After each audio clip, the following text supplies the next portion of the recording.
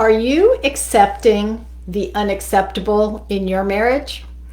I'm Lesli Dories, your marriage coach, creator of the Hero Husband Project, and owner of Foundations Coaching.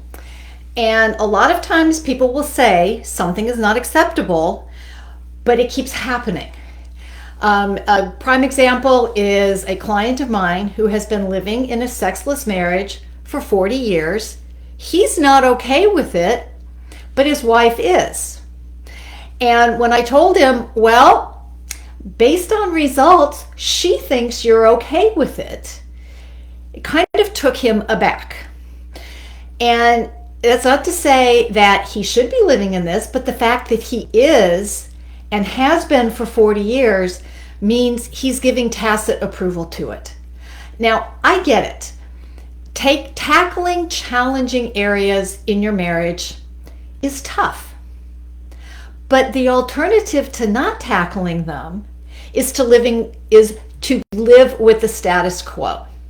And if you don't like the status quo, then your only other option is to tackle the issue. Now, how you tackle the issue is important. You don't want to make ultimatums because ultimatums usually mean you do this or else.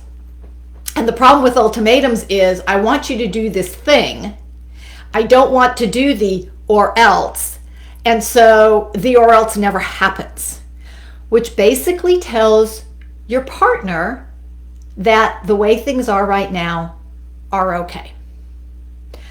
And, I get that people, men especially, are often afraid to rock the boat.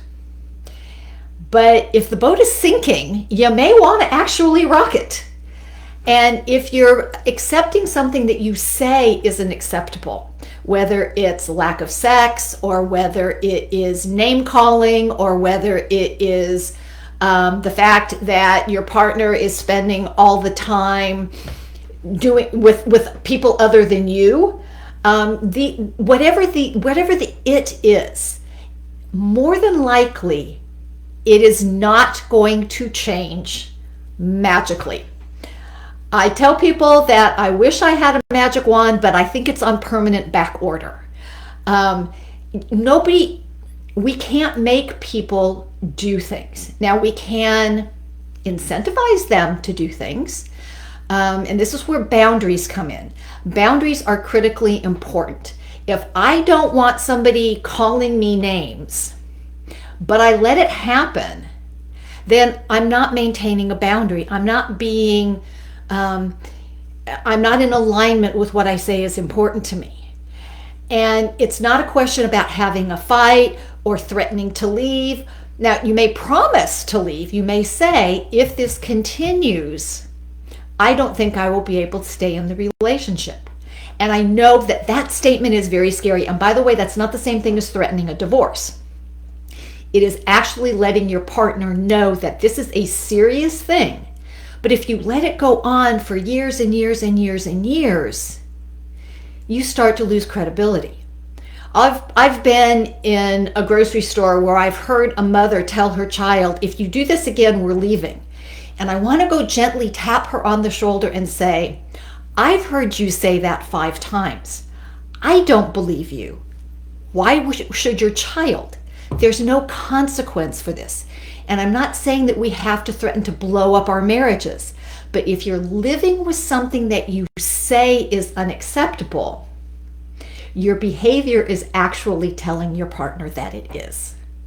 So if this lands with you, I invite you to get in touch with me and I can help you out of this dilemma.